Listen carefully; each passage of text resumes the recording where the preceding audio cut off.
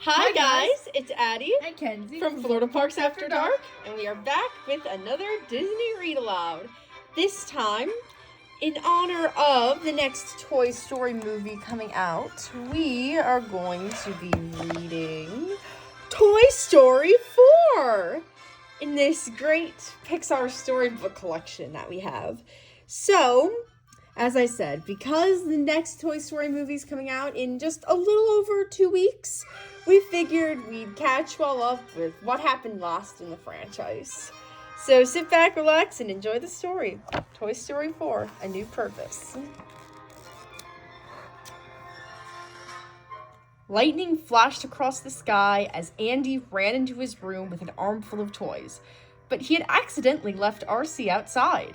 When Andy went downstairs, Woody headed to Andy's sister's room to search for the lost toy. Bo and Woody came up with a plan. Slinky Dog stretched his springy body out the window as Woody scrambled down his back to rescue RC. Moments later, though, Andy's mom came to get Bo and her sheep. Andy's sister Molly was giving them away. Woody snuck over to Bo as she stood in the cardboard box. He wanted to help her escape and take her back to Andy's room, but Bo was ready to go. Years passed, and eventually a much older Andy gave his toys to a little girl named Bonnie. She loved them as much as Andy had, but things were different for Woody. He wasn't the favorite toy anymore. When Bonnie was ready for her first day of kindergarten, Woody still decided to go with her, just in case she needed him. She got upset at craft time, but he came to her rescue and brought her more art supplies when her head was turned. Bonnie used her imagination to put them together to make a new friend, Forky. By the end of the day, Bonnie loved Forky so much she decided to take him home. To Woody's surprise, Forky came to life just like the other toys. Back in Bonnie's room, Woody introduced Forky to Bonnie's other toys. Bonnie made a new friend in class, he told them. She literally made a new friend. Everyone, I want you to meet Forky. But wide-eyed Forky was not interested in being a toy. He was made from trash, Woody explained. I know this is a little strange, but Forky is the most important toy to Bonnie right now.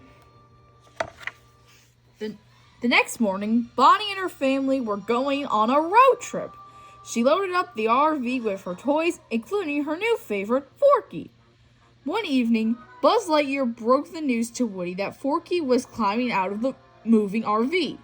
The plastic utensil jumped out the window. Woody knew he had to follow. He couldn't leave a toy behind. Woody found Forky and they walked to the next town to reunite with the RV. But something in the window of an antique store caught Woody's eye. Bo's lamp!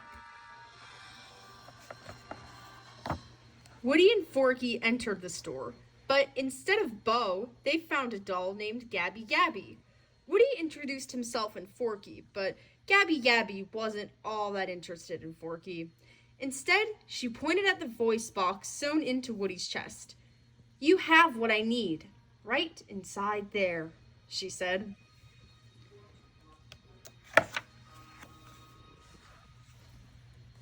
Woody escaped to the playground, but without Forky. Before he could come up with a plan, a busload of campers overran the playground. In the middle of the mayhem, Woody spotted Bo Peep and her sheep. She was part of a group of toys that traveled around to find kids to play with. The two friends couldn't have been happier to see each other. Both agreed to help rescue Forky. Meanwhile, Buzz Lightyear had decided to search for Woody and Forky. The brave Space Ranger followed their trail through a carnival, but he was captured and placed on a prize wall. He met some new toys, Ducky and Bunny, who helped him escape. Buzz found Woody and Bo, and the whole group snuck into the store to rescue Forky.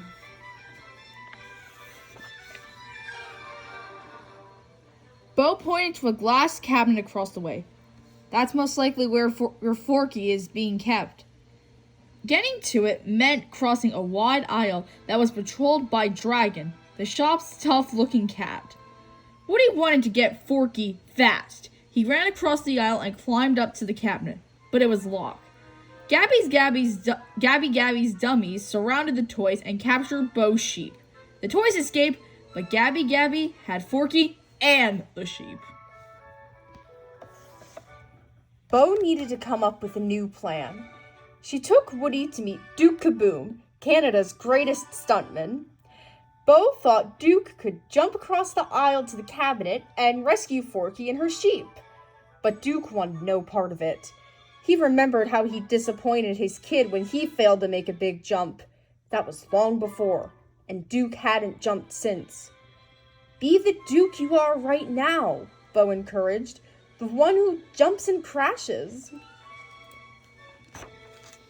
But Duke didn't make it. He crashed right into Dragon. Woody urged everyone to try again to help rescue Forky, but the toys were banged up and hurt. Bo was upset that Woody was being so single-minded, so she led her lost toys back to the carnival. Woody went back into the store alone to find Forky, but instead came face to face with Gabby. Woody listened as she explained how her voice box had never worked properly, so she'd never been any kid's favorite toy. Woody understood how she felt. He decided to give her his voice box in exchange for Forky.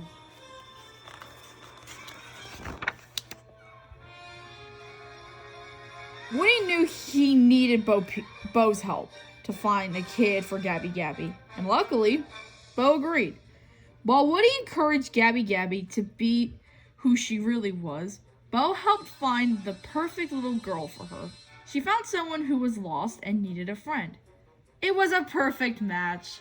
Gabby finally had a kid to love. Woody and the other toys made their way back to Bonnie's RV.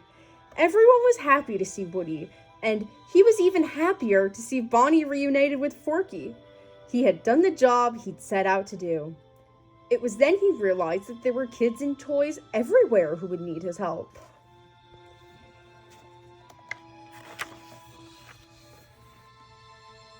Woody knew that wherever he went and whichever toy he helped next, he would always have his friend by his side.